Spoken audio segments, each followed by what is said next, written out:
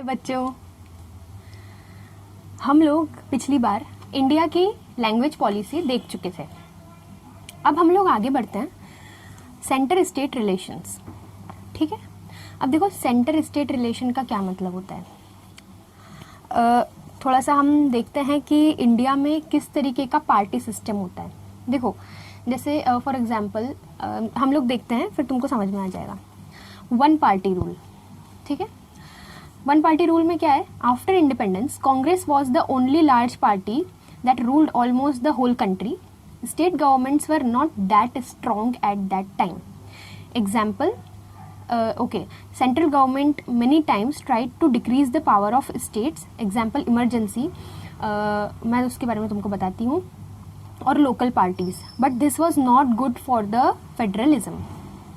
अब देखो देश में दो तीन तरीके की चीज़ें हो सकती हैं। एक होता है वन पार्टी रूल, मतलब मैंने तुमको पहले ही बताया था कि एक होती है सेंट्रल गवर्नमेंट, है ना, जो कि प्रधानमंत्री होता है संसद में, है ना, और प्रधानमंत्री के अंडर फिर कैबिनेट मिनिस्टर्स होते हैं, है ना, तो और जो मेंबर ऑफ पार्लियामेंट्स होते हैं संसद के अंदर, 500 से ज़्यादा हैं हमारी संसद में एमपीज।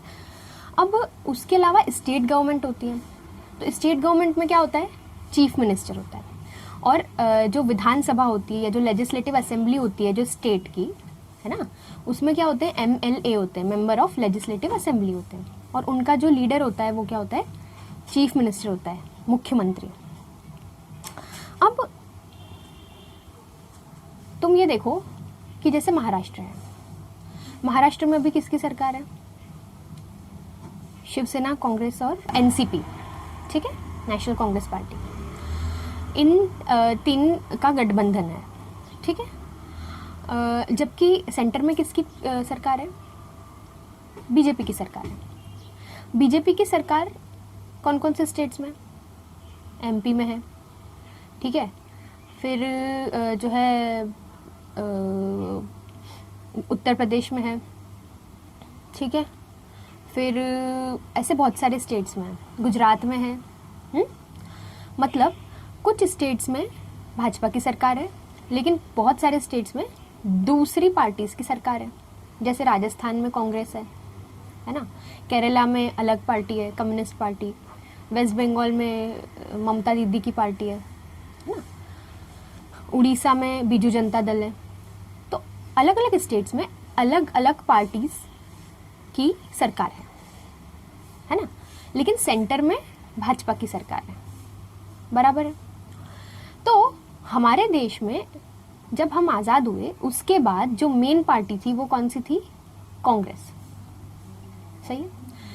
तो अधिकतर जो स्टेट्स थे वहाँ पे कौन सी पार्टी रूल कर रही थी, कांग्रेस। अधिकतर स्टेट्स में, बहुत कम ऐसे स्टेट्स थे जहाँ पे रीजनल पार्टीज जो है वो स्ट्रॉन्ग थी। बात समझ में आ रही है।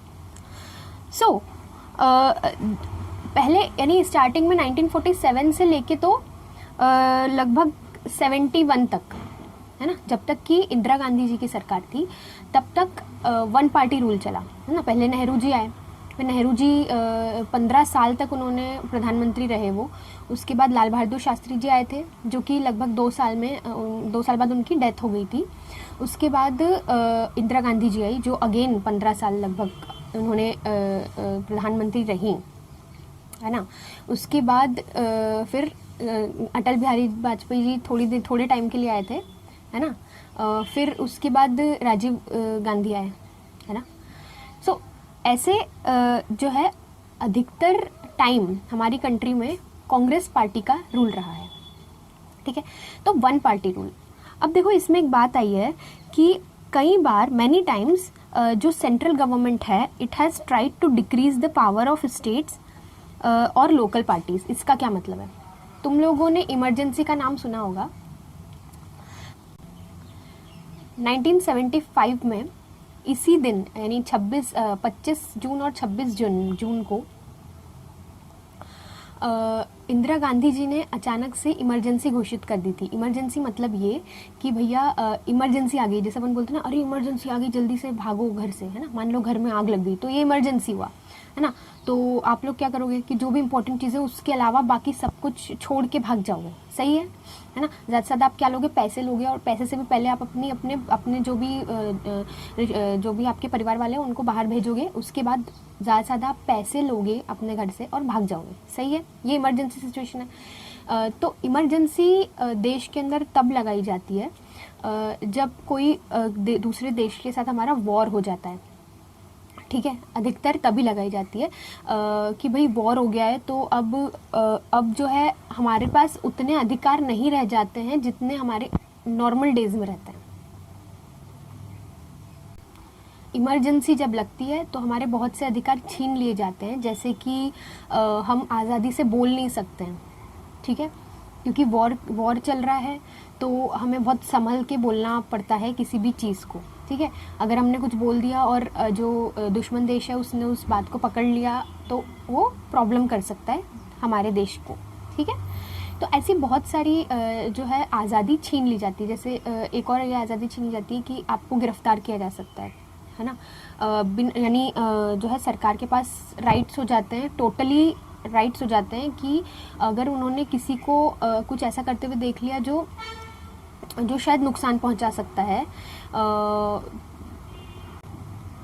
देश के लिए। जैसे फॉर एग्जांपल मान लो कि मैं पत्रकार हूँ, ठीक है, और मैंने न्यूज़पेपर में क्या बोलते हैं जो है आर्मी जो है उसकी वो क्या कर रही है, ठीक है, उसने कहाँ पे अपने बेसिस जमा के रखे हैं और उन्होंने क्या प्लानिंग कर रखी है, जो है जो भी दुश्मन देश के साथ हमारा वॉर हो रही है उसके साथ लड़ने के लिए क्या प्लानिंग करके रखी है, ये मैंने पेपर में छाप दिया मान लो, ठीक है।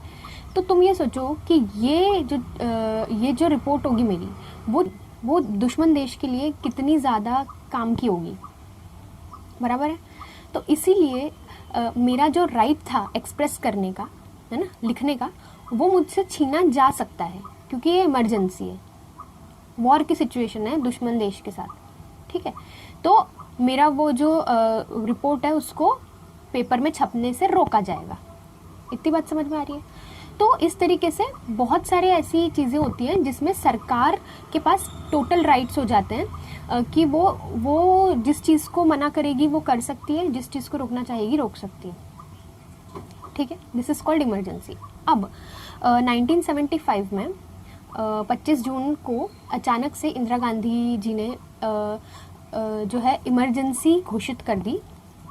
उन्होंने रेडियो पर अनाउंस करवाया और रातों रात जो प्रेस मतलब कि जो न्यूज़पेपर जहाँ पे छपते हैं उनकी लाइट गुल करवा दी पूरे देश में, ठीक है। अब तुम बोल रहे हो कि ये क्या हुआ, तो वो नहीं चाहती थी कि जो है अखबार निकल कर आए, अखबार छपे। तो तुम सोचोगे ऐसा क्यों, तो इसका बहुत ही मोटे उसमें बता देती हूँ मैं कि हुआ ये था कि उस वक्त जो है करप्शन जो है बहुत सारे घोटालों की बातें सामने आ रही थी।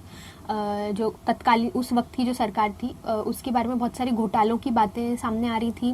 उस वक्त बहुत सारे लोगों ने आंदोलन शुरू कर दिए थे सरकार के खिलाफ और कह रहे थे कि इंदिरा गांधी जी को इस्तीफ़ा दे देना चाहिए। तो और गुजरात में और आई थिंक बिहार में जयप्रकाश नारायण जी ने काफ़ी सारे यानी आंदोलन का नेतृत्व वो कर रहे थे। और एक और चीज़ हुई थी कि 1971 में इंदिरा गांधी जी बहुत ही स्ट्रॉन्ग बहुमत के साथ, है ना, जीत कर आई थी और प्रधानमंत्री बनी थी, ठीक है।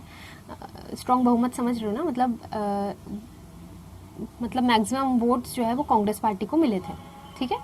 तो वो जीत कर आई थी और 1975 में उनके खिलाफ इस तरीके से आंदोलन खड़े हो गए थे।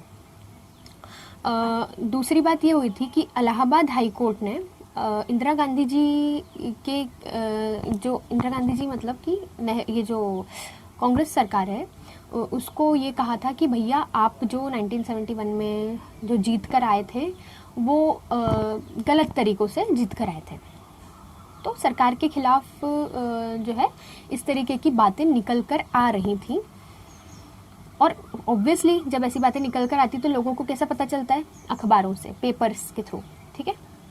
तो इंदिरा गांधी और एक और चीज़ थी कि जैसे कि मैंने बताया वन पार्टी रूल उस वक्त चल रहा था जब तक इंदिरा गांधी जी थी तब तक।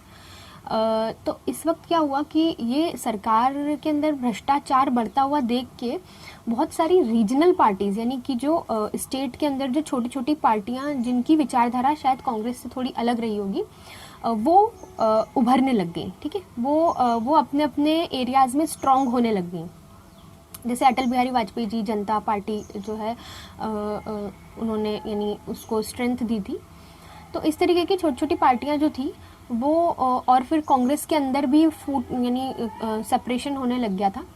तो ये सब देखते हुए कि जो है मेरी पार्टी के खिलाफ दूसरी पार्टियां खड़ी हो रही हैं, है ना, भ्रष्टाचार का मुद्दा उठ रहा है, अखबारों में ये चीज़ें फैल रही हैं, आंदोलन हो रहे हैं, तो इन सबको दबाने के लिए इमरजेंसी घोषित की गई थी। ठीक है, तो ये कोई तुम बोल रहे होगे कि लेकिन इमरजेंसी तो वॉर की सिचुएशन में या कोई बहुत आपातकाल की सिचुएशन, इमरजेंसी सिचुएशन आती है तब होना चाहिए। बिल्कुल सही बात है। तो एक तरीके से कांग्रेस ने उस वक्त की सरकार थी, उन्होंने इमरजेंसी का जो प्रोविज़न है हमारे कॉन्स्टिट्यूशन में दिया हुआ है कि कब इमरजेंसी देश में लग सकती है, उसका गलत इस्तेमाल किया और जो है अखबारों को बंद कर दिया गया और जो नेता आंदोलन कर रहे थे सरकार के खिलाफ उनको जेलों में बंद किया गया और जेलों में बहुत सारी उनके साथ प्रताड़नाएं की गई।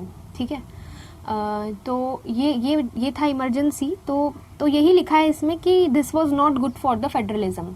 ऑब्वियस सी बात है कि भाई आपने संविधान के के अंदर जो लिखा है उसका गलत इस्तेमाल किया अपनी स्वार्थ के लिए कि आपकी सरकार बची रहे। और ये इमरजेंसी 2 साल तक चली थी। आप अपने पेरेंट्स से पूछना, उन्होंने भी इसको फेस किया होगा। जैसे लोग अपने घरों में लाठी वगैरह रख के रखते थे अपने आप को बचा के रखने के लिए। ठीक है, बहुत सारी चीज़ें होती थी, दंगे वगैरह भी उस वक्त हुए थे। तो हम लोग यहाँ पे देख रहे हैं कि जो पार्टीज का इवोल्यूशन कैसे हुआ हमारे देश के अंदर। ठीक है, और जो सिस्टम हमारे यहाँ पे पार्टीज का है वो कैसे बना, बड़ा इंटरेस्टिंग है, ज़रा देखना। तो पहले वन पार्टी रूल था, फिर इंदिरा जी के टाइम पे इमरजेंसी लागू हुई और इमरजेंसी 2 साल तक लागू हुई। उसके बाद फिर इंदिरा जी की सरकार चली गई थी। ठीक है, क्योंकि जब वापस से इलेक्शंस हुए तो उनकी सरकार चली गई थी, लेकिन जनता दल आ गया था, है ना, जनता दल जीत के आ गई थी, लेकिन उनकी सरकार ज़्यादा समय नहीं चली, फिर से इंदिरा गांधी जी की सरकार आई थी। ठीक है, अब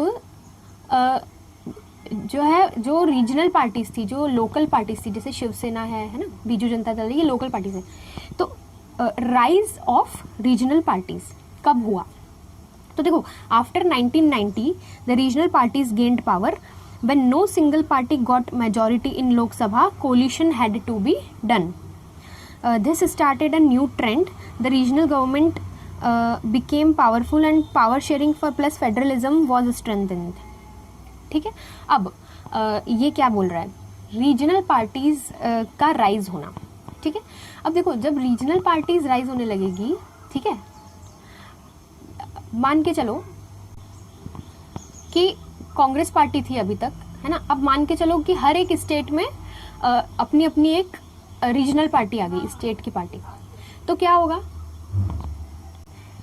तो जो कांग्रेस पार्टी को अब तक सारे वोट्स मिलते होंगे, है ना, सारे स्टेट से, अब वो क्या होगा, बट जाएंगे ना, कम हो जाएंगे, क्योंकि कांग्रेस पार्टी को तो मिलेंगे, लेकिन जो रीजनल पार्टीज हैं वो भी तो कुछ वोट्स लोगों के गेन कर पाएंगी ना, है ना। मतलब अब वो उतने वोट्स कांग्रेस को नहीं मिलेंगे, सही है। तो इससे क्या होगा कि मान लो कि 10 सीटें हैं, ठीक है, संसद में मान लो 10 सीटें हैं, ठीक है, और मान लो कि हमारे 10 राज्य हैं, ठीक है, और हर राज्य में से एक एक सीट आ रही है, ऐसा मान के चलो अभी, ठीक है, इमेजिन करो। तो क्या होगा, पहले कांग्रेस को मान लो 10 में से 9 सीटें मिलती थी, है ना, हर राज्य में से एक सीट जो है वो कांग्रेस को मिल रही थी। लेकिन अब क्या हुआ कि 10 में से जो है 5 जो राज्य हैं वहाँ पे दूसरी कोई पार्टी है ना। तो इस बार क्या होता है कि जो 5 राज्य हैं वहाँ से उस जो रीजनल पार्टी है उसको ज़्यादा वोट्स मिल जाते हैं तो उनकी सीट आती है, ठीक है। तो मतलब 10 में से 5 सीटें जो हैं वो रीजनल पार्टीज़ की आ गई, है ना। और सॉरी 6 मान के चलो, 6 जो राज्य हैं उनकी अपनी अपनी पार्टी के एक एक सीट आई मान के चलो, ठीक है। तो 6 अलग अलग पार्टीज़ की सीटें आई, है ना, और 4 जो है वो कांग्रेस को मिली, ठीक है। तो अगर कांग्रेस को सरकार बनानी है तो उसको कम से कम कितनी सीटें चाहिए, 5 सीटें चाहिए, बराबर। लेकिन अभी कितनी है, 4 है, मतलब बहुमत नहीं है, ठीक है, मेजॉरिटी नहीं है कांग्रेस के पास। तो कांग्रेस को क्या करना पड़ेगा, वो ये सोचे कि यार चलो एक काम करते हैं, ये जो 6 राज्य हैं इनमें से अगर मैं 2 के साथ भी कर लेता हूँ गठबंधन, है ना, तो क्या हो जाएगा, मेरे पास 4 + 2 6 हो जाएगी, मतलब 60% मेरी हो जाएगी, मतलब मेजॉरिटी हो जाएगी, सही है। एक भी अगर मेरे साथ आ जाता है तो मेजॉरिटी हो जाएगी। तो कांग्रेस ये कोशिश करेगी कि मेरे साथ एक या एक से ज़्यादा जो रीजनल पार्टीज़ हैं वो आ जाएं, गठबंधन कर लें। हमने कोलिशन की पहले भी बात करी थी और मैंने तुमको महाराष्ट्र का एग्जाम्पल दिया था कि कैसे कोलिशन होता है, ठीक है। तो इस तरीके से जो है जब 1990s में जो है रीजनल पार्टीज स्ट्रॉन्ग होती गई, मैंने तुमको बताया था 1975 में जो है रीजनल पार्टीज थोड़ी थोड़ी जब ग्रो कर रही थी और सरकार के खिलाफ बोल रही थी, तब से ग्रो करना शुरू कर दिया था। लेकिन 90s तक आते आते जो है कांग्रेस का थोड़ा सा पल्ला ढीला होने लगा था और जो रीजनल पार्टीज हैं वो ग्रो कर रही थी, ठीक है। तो कोलिशन करने की नौबत आने लग गई थी और इसी वक्त जो है जनता पार्टी आई थी 2000 में भारतीय जनता पार्टी जो है अटल बिहारी वाजपेयी जी के नेतृत्व में आई थी और 2004 तक चली थी, ठीक है। तो वो कोलिशन से चली थी, कोलिशन मतलब भारतीय जनता पार्टी के साथ दूसरी बहुत सारी छोटी छोटी पार्टीज जो है उन्होंने गठबंधन किया था। बात समझ में आ गई अब। और इससे क्या होता है कि पावर शेयरिंग होती है ना भाई। रीजनल पार्टीज जो हैं, है ना, अगर वो कोलिशन कर लेंगी तो उनकी सबकी जो है मुद्दे अलग अलग हैं। मान लो झारखंड की कोई पार्टी ने भाजपा के साथ कोलिशन किया तो क्या होगा, झारखंड का मुद्दा क्या है, वहाँ की जो जनजातियाँ हैं, है ना, जो आदिवासी जनजातियाँ हैं, उनका उत्थान करना, उनके लिए काम करना, तो वो काम करेंगे। मान लो आसाम की किसी पार्टी ने किया तो आसाम के जो किसान हैं उनके लिए काम करेगी वो पार्टी, है ना। महाराष्ट्र की सरकार, महाराष्ट्र की जो शिवसेना है उसने अगर कोलिशन किया तो महाराष्ट्र की समस्याएं अलग है तो वो उन समस्याओं को ठीक करेगी। मतलब अलग अलग समस्याओं को ठीक करने वाली पार्टियां जब गठबंधन कर लेंगी तो पावर शेयरिंग होगी, है ना। अलग अलग समस्याओं को हम एकजुट होके सॉल्व कर पाएंगे, ठीक है। और फेडरलिज्म इससे स्ट्रांग होता है जब हम रीजनल पार्टीज़ का गठबंधन करके जो है सरकार बनाते हैं। लेकिन इसमें इसके बहुत सारे ड्रॉबैक्स भी होते हैं क्योंकि जो अलग अलग पार्टियां होती हैं उनकी विचारधाराएं अलग होती हैं, है ना, तो वो एक साथ रहने में उनको बड़ी दिक्कत आती है, ठीक है। Now third is protection by supreme court. तो the supreme court made it difficult for central government to decrease the power of states और डिसमिस द स्टेट गवर्नमेंट। मतलब अब इमरजेंसी ओके डिसमिस खत्म करना, मतलब अब इमरजेंसी ऐसे ही कभी भी कोई भी नहीं लगा सकता था। So now the federalism is more effective today than before, ठीक है। तो सुप्रीम कोर्ट ने जब 1975 में इमरजेंसी लगी उसके बाद सुप्रीम कोर्ट ने ऑब्वियसली, आप यार देश के अंदर इमरजेंसी लगा रहे हो, लोगों के राइट्स छिन गए हैं, कोई लिख नहीं सकता और वो भी बिना किसी वजह से, जस्ट बिकॉज आपकी जो सरकार है वो उसके खिलाफ, उसके भ्रष्टाचार के खिलाफ लोगों ने आवाज़ उठाई, ठीक है। तो जो सुप्रीम कोर्ट है उन्होंने कॉन्स्टिट्यूशन में ना अमेंडमेंट कर दिया था। मतलब जहाँ पे इमरजेंसी का प्रोविज़न था वहाँ पे एक्चुअली उसमें ना वर्ड्स का कुछ हेरफेर था। मतलब कॉन्स्टिट्यूशन में इमरजेंसी के लिए ऐसा लिखा हुआ है कि डिस्टर्बेंस सम हाँ इंटरनल डिस्टर्बेंस और वॉर, ठीक है। If there is any internal disturbances in country और a situation like war from outside, okay, then only emergency can be imposed, ठीक है। अब उसमें भी बहुत डिटेल में होगा, लेकिन ये जो इंटरनल डिस्टर्बेंस वाला शब्द था, इसको पकड़ के कांग्रेस ने, जो सरकार थी उस वक्त, उसने इमरजेंसी लागू की थी, ठीक है। इंटरनल डिस्टर्बेंस देखो कि भाई डिस्टर्बेंस आ गई है, आंदोलन हो रहे हैं, है ना, सरकार के खिलाफ, सो इसको पकड़ के इमरजेंसी लागू की गई थी। तो इंटरनल डिस्टर्बेंस वाला शब्द हटा दिया गया, ठीक है। और उसको भी, यानी इंटरनल वॉर, है ना, वॉर, वो एक्चुअली इंटरनल डिस्टर्बेंस मतलब गृह युद्ध, जो सिविल वॉर जो जिसको कहते हैं, यानी घर के अंदर, यानी देश के अंदर ही युद्ध जैसी स्थितियां पैदा हो जाएं तब आप लागू कर सकते हो। तो इंटरनल डिस्टर्बेंस को इन्होंने अलग मीनिंग दे दिया था। तो इंटरनल डिस्टर्बेंस को स्पेसिफाई किया गया कि भैया युद्ध की सिचुएशन हो तब, ठीक है। तो ये सुप्रीम कोर्ट ने जो है इसमें अमेंडमेंट किया, ठीक है, किसमें, कॉन्स्टिट्यूशन में। और उसकी वजह से फेडरलिज्म को फिर स्ट्रेंथ मिली कि भैया अब से कोई भी ऐसे ही नहीं अपने स्वार्थ के लिए कि भैया इंटरनल डिस्टर्बेंस हो गई है, आंदोलन हो रहे हैं, तो वो बंद करने के लिए आंदोलन हमने इमरजेंसी लगा दी कि भैया कॉन्स्टिट्यूशन में लिखा हुआ है इंटरनल डिस्टर्बेंस, ऐसा नहीं कर सकता कोई, ठीक है। तो उसके बाद से हालांकि कोई इमरजेंसी हमारे देश में नहीं लगी है। अब हम बात करते हैं डिसेंट्रल। अच्छा, अब ये देखो तुम्हारे पेज नंबर 21 पे तो बहुत ही इंटरेस्टिंग से कार्टून्स दिए हुए हैं। देखो पहला वाला जो है, the states plead for more powers, ठीक है। देखो केरला, मद्रास, है ना, बंगाल, बिहार, ये लोग ऐसे यानी भिखमंगो जैसे कटोरा लेके जा रहे हैं और पावर्स ऑफ द स्टेट्स जो है ये अपनी इंदिरा गांधी जी जो है वो उनको थोड़ा थोड़ा दे रही हैं, ठीक है। मतलब दिस इज शोइंग कि central government was very strong in the starting, ठीक है।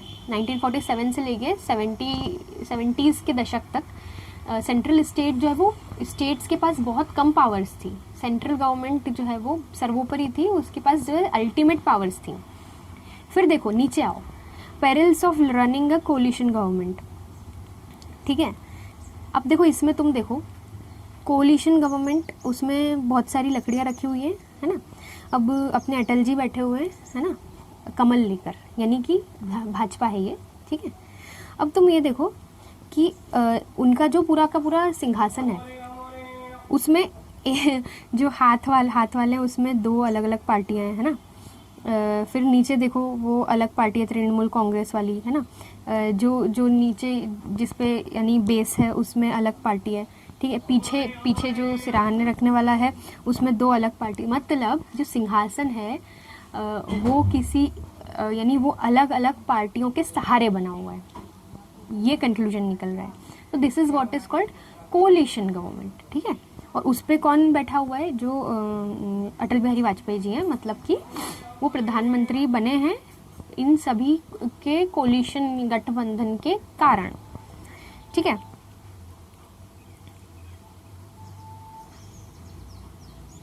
ओके, अब इसमें साथ में एक प्रश्न भी पूछा है कि here are two cartoon showing the relationship between centre and states, should the state go to the centre with a begging bowl, है ना। क्या स्टेट्स इतने गए गुजरे होनी चाहिए उनकी पावर्स कि वो भीख मांगों की तरह जाएं सेंटर के पास कि हमको भैया वो दे दो, पावर्स दे दो। How can the leader of a collision keep the partners of government satisfied. तो इतने सारे देखो कितने, 1 2 3 4 5 6 लोगों के साथ कोलिशन इसमें दिखाया है, बहुत सारी दूसरी पार्टियां भी थी, है ना, अटल बिहारी वाजपेयी के साथ। तो 6 लोगों को कैसे सेटिस्फाई करके रखोगे आप, 6 अलग अलग पार्टीज को जो आपकी पार्टी के नहीं है ना, जो आपकी पार्टी नहीं है, ठीक है। तो ये आप खुद सोचना, ठीक है, कि अगर आपकी जैसी सोच के आपके फ्रेंड्स हैं, ठीक है, लेकिन किसी वजह से आपको दूसरी टाइप के सोच के लोगों के साथ आपको फ्रेंडशिप करनी पड़ रही है, तो फ्रेंडशिप कैसे बना के रखोगे आप, ठीक है, इमेजिन, और फिर आपको आंसर ज़रूर मिल जाएगा, ठीक है। Now okay, now decentralisation in Bharat. What is decentralisation? When power is taken away from central and state governments and given to local governments, it is called decentralization. ठीक है? तो हम बचपन से जो पढ़ते आए हैं कि भैया government of the people, for the people, by the people, अरे तो लेकिन तुम of the people, by the people बोल रहे हो, ठीक है, तो लोगों का कंट्रीब्यूशन कैसे हो पाएगा जब सरकार जो चलाने वाले हैं वो तो ऊपर बैठे हुए हैं भैया, ना, वो तो बढ़िया वो जैकेट पहन के आ जाते हैं, भाषण दे के चले जाते हैं, वही लोग तो हैं सरकार चलाने वाले। लेकिन और तुम ये कह रहे हो कि लोगों से चलता है देश, ऐसा कैसे? हम कहते हैं कि जो एमपीज़ हैं, एमएलएज हैं, वो हमारे प्रतिनिधि हैं, हम उनको चुनकर लाते हैं, ये भी सही बात है, लेकिन हमारी क्या भागीदारी है सरकार को चलाने में? तो वो होता है जब जैसे गांव में जब ग्राम पंचायत होती है तो लोगों की समस्याएं वहाँ पे सुनी जाती हैं, बराबर ना? वो क्या होता है कि भैया लोगों की बात जो है वो गांव के अंदर ही सुनी जा रही है और सुलझाई जा रही है, उनको हाई कोर्ट या सुप्रीम कोर्ट तक, दिल्ली तक नहीं जाना पड़ रहा। बात समझ में आ रही है ना? यही होता है डिसेंट्रलाइजेशन, जब हम इस सेंटर की पावर, स्टेट की पावर के साथ साथ हम बहुत लोकल लेवल पे भी जब पावर्स दे देते हैं तो उसको डिसेंट्रलाइजेशन कहते हैं, ठीक है। But why do we need it? इसको कहते हैं थर्ड टीयर मतलब लेवल, ठीक है, तो इसको कहते हैं हम third tier government. So why do we need a third tier government? तुम खुद सोच के देखो, India is a very big country, therefore 2 tiers are not enough, है ना। स्टेट्स, भाई साहब हमारे स्टेट्स जो है ना वो इतने बड़े बड़े हैं ना कि उसमें 4-4, 5-5 कंट्रीज समा जाएं, ठीक है। हमने देखा था बेल्जियम जो है वो हरियाणा के बराबर है, खैर बेल्जियम तो बहुत छोटा है, लेकिन पूरा का पूरा यूरोप हमारे किसी स्टेट के बराबर होगा। इनफैक्ट हमारे स्टेट्स पूरे के पूरे कॉन्टिनेंट से बड़े हैं कई सारे, यस, जनसंख्या की दृष्टि से भी, है ना, पॉपुलेशन के पॉइंट ऑफ व्यू से भी और अदरवाइज भी, है ना, एरिया के पॉइंट ऑफ व्यू से भी। Now so the states are bigger than even some countries, है ना। Internal diversity within states is there. हमने देखा था कि हमारे जो है कंट्री में 1500 बोली जो है भाषाएं लोगों ने बताई है कि हमारी मातृभाषा, ठीक है, और उसको भी कम कर दे तो 114 और उसको भी कम कर दे तो 22, ठीक है। ऐसी डाइवर्सिटी, और भाषा ही नहीं, संस्कृति में इतनी डाइवर्सिटी, खान पान में इतनी डाइवर्सिटी, तो internal diversity within states is there, therefore different problems in some states, मतलब स्टेट के अंदर भी अलग अलग रीजन में अलग अलग समस्याएं हैं। तुम ये देखो कि महाराष्ट्र है ना, महाराष्ट्र का जो नॉर्थ वाला महाराष्ट्र है वहाँ पे सूखे की बहुत समस्या होती है, ठीक है, लेकिन तुम नीचे वेस्टर्न महाराष्ट्र में जाओगे तो वहाँ गोवा और वहाँ नीचे जो वेस्टर्न घाट्स है वहाँ पे कितनी बारिश, कितना समृद्ध इलाका है वो, है ना, पहाड़ी इलाके हैं वहाँ पे। तुम गए होगे अगर महाबलेश्वर तो वो पूरा ग्रीनरी से भरा हुआ है, लेकिन ऊपर वहीं क्या है, नॉर्थ महाराष्ट्र में सूखा पड़ा हुआ रहता है हमेशा। तो ये डाइवर्सिटी है, डाइवर्सिटी और समस्याएं अलग हो जाती है जब डाइवर्सिटी होती है। तो महाराष्ट्र में ही अलग अलग क्षेत्रों में अलग अलग समस्याएं हैं। तो क्या स्टेट गवर्नमेंट पूरे के पूरे महाराष्ट्र की प्रॉब्लम सॉल्व कर सकती है? क्या नहीं कर सकती। हर एक जिले की अपनी अपनी अलग समस्याएं हो सकती हैं, और जिलों में बांट देंगे अगर हम स्टेट को, तो मतलब डिस्ट्रिक्ट्स में बांट देंगे तो हम जो है हर एक डिस्ट्रिक्ट को जो है वहाँ पे सरकार चलाएं अच्छे से और उनकी समस्याओं को सुलझाएं, तो पावर बट जाएगी तो आसानी से सॉल्व हो पाएगी। सही बात है ना। अब this is the very soul of the democracy. This is the very soul of the democracy, because if direct participation of people in the decision making is stronger will be the democracy. That is what democracy is, है ना। जितना ज़्यादा आप लोगों तक पहुंचकर जो है लोगों से पूछकर सरकार चलाएंगे उतनी ज़्यादा डेमोक्रेसी स्ट्रेंथन होगी। हालांकि ये बहुत आइडियल सिचुएशन है, ऐसे होता नहीं है, ठीक है। Now how was this done? Was this decentralisation effective? तो एक्चुअली ये जो थर्ड टीयर गवर्नमेंट है ये पहले नहीं थे, ये 1992 में लेके आए थे। मैंने पहले भी शायद तुम्हें बताया है। देखो, panchayats in villages, municipalities in towns और cities were set up in all the states. तो कैसे डिसेंट्रलाइजेशन किया गया? पंचायत का जो इमेजिनेशन था वो पहले ही किया जा चुका था। हमारे बहुत सारे लीडर्स ने आज़ादी के पहले ही पंचायत राज का की परिकल्पना की थी कि यदि हम हर एक गांव को इंडिपेंडेंट बना दें, जिसकी हम बात कर रहे हैं आज, आत्मनिर्भर बनाने की, तो पानी के मामले में हो, चाहे देखो पानी चाहिए सबसे ज़्यादा तो गांव में खेतों के लिए, ठीक है, उन लोगों को क्या बोलते हैं उसको, खाद वगैरह चाहिए, ठीक है, और बेसिक हेल्थ फैसिलिटी चाहिए। अगर हम इन सब बेसिक चीज़ों में उनको आत्मनिर्भर बना देते हैं हर एक गांव को, तो देश अपने आप बढ़ेगा, ग्रो करेगा, है ना। सो पंचायत्स और म्यूनसिपैलिटीज टाउन या सिटीज़ में सेटअप की गई, but they were in direct control of states. ये तो किसी काम का नहीं लग रहा, क्योंकि डायरेक्ट कंट्रोल अगर स्टेट्स का है तो फिर समझ जाओ तुम, है ना। इलेक्शंस वर नॉट रेगुलर, है ना। देखो यहाँ पे क्या क्वेश्चन है कि जो डिसेंट्रलाइजेशन था क्या वो इफेक्टिव था, तो वही बात हो रही है कि इलेक्शंस जो है वो रेगुलरली नहीं हो रहे थे।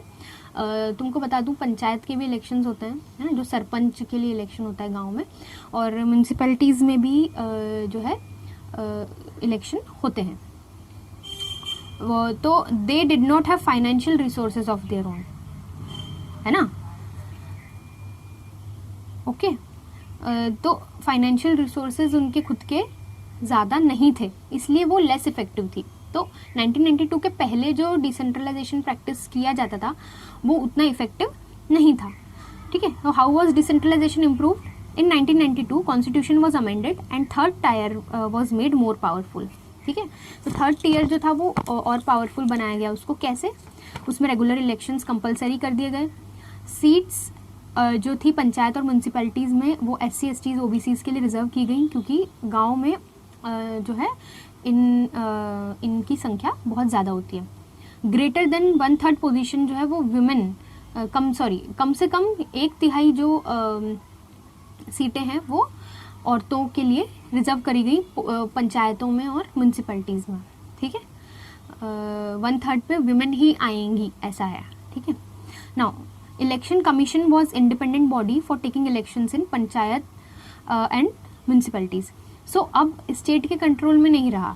इलेक्शन कमीशन जो है, इलेक्शन कमीशन क्या करता है, जो वो इंस्टीट्यूशन जो कि पूरे देश में इलेक्शंस को होल्ड करवाता है, उसको इलेक्शन कमीशन कहा जाता है। तो चाहे वो सेंट्रल गवर्नमेंट के लिए इलेक्शंस हो, चाहे वो स्टेट के लिए हो, चाहे वो लोकल बॉडीज़ के लिए हो, इलेक्शन कमीशन के अंडर आ गया। मतलब ये म्यूनसिपैलिटीज़ का जो इलेक्शंस थे और पंचायत के इलेक्शंस, तो ये स्ट्रेंथ बढ़ी, क्योंकि इलेक्शन कमीशन वो इंडिपेंडेंट बॉडी है, उसके अंदर कोई सरकारी आदमी नहीं बैठा। अगर सरकारी आदमी को बिठा दोगे ना तो देश के अंदर कुछ नहीं हो पाएगा, फिर देश में एक ही पार्टी आएगी हमेशा, समझ गए। और रेवेन्यू या पैसा it is shared by states to these local bodies. तो म्यूनसिपैलिटीज़ और जो पंचायत हैं उन्हें फिर पैसा भी अच्छे से मिलने लग गया, ठीक है, अपने अपने गाँव को या अपने अपने शहर को डेवलप करने के लिए। लेकिन करप्शन जिंदाबाद, और करप्शन के कारण अब तुम देखते होगे, जैसे भाई हमारे यहाँ पे सड़कें जो है भुसावल में सालों हो गए गड्ढे पे गड्ढे हुए जा रहे हैं। म्यूनसिपैलिटीज़ का काम है ना, क्या कर रहे हैं? इतना पैसा नहीं है क्या उनके पास? है, दबा लिया है, समझ गए। अब देखो, अब ये लड़की बोल रही अब लगा कुछ काम का, लेकिन फिर भी असलियत में वो ज़ीरो ही निकलता है, ठीक है। चलो now structure of local government देखते हैं। लोकल गवर्नमेंट का कैसा स्ट्रक्चर होता है। देखो रूरल में देखो कैसा होता है, तुम यहाँ पे फोटो देख पा रहे होगे। ग्राम पंचायत देखो, पेड़ के नीचे बढ़िया सरपंच बैठा हुआ है। सरपंच जो है वो प्रेसिडेंट है काउंसिल का, मतलब पंचायत जो बैठेगी उसका वो प्रेसिडेंट है, हेड है ना। यहाँ पे दो पंच दिख रहे हैं तुमको, है ना, पंच होते हैं, 3 पंच होते हैं, ठीक है। और ये ग्राम सभा, all the voters of the village, है ना। ग्राम सभा, है ना। पंचायत में कौन कौन होता है? देखो सरपंच होते हैं, पंच होते हैं जो कि सरपंच के नीचे होते हैं, है ना। और ग्राम सभा में जो भी वोटर्स होते हैं विलेज के, और जो भी लोग नॉर्मल लोग हैं वो लोग आते हैं, ठीक है।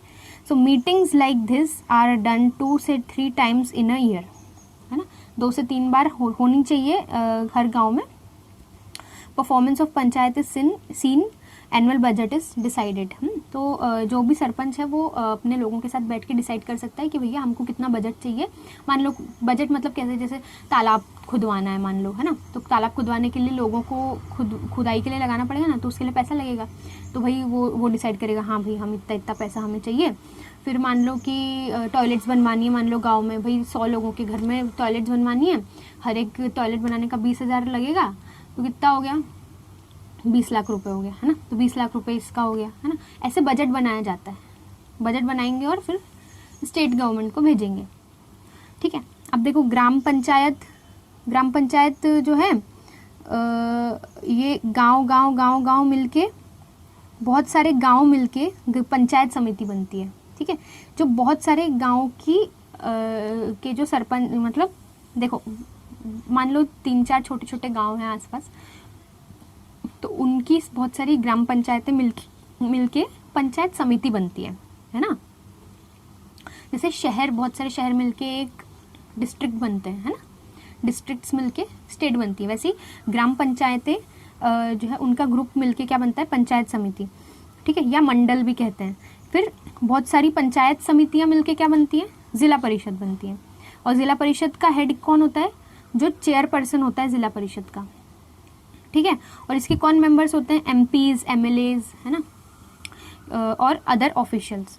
ये सिस्टम दिख तो बड़ा अच्छा रहा है, रियलिटी में उतना अच्छा है वो रियलिटी तुम जैसे बड़े होते जाओगे ना, तुमको पता चलता जाएगा रियलिटी कितनी अच्छी है, ठीक है। तो तुमको ये अच्छे से समझ में आ गया। अब देखो क्योंकि क्या डिस्ट्रिक्ट है, ठीक है, डिस्ट्रिक्ट में बहुत सारे गांव हैं, है ना, तो एक एक गांव की ग्राम पंचायत, 2-3 गांव की ग्राम पंचायत मिला के पंचायत समिति, और जो पूरी पंचायत समितियां हैं पूरे के पूरे डिस्ट्रिक्ट्स की, वो मिला के जिला परिषद यानी डिस्ट्रिक्ट परिषद। समझ में आ गया। इस तरीके से काम होता है डिसेंट्रलाइजेशन में।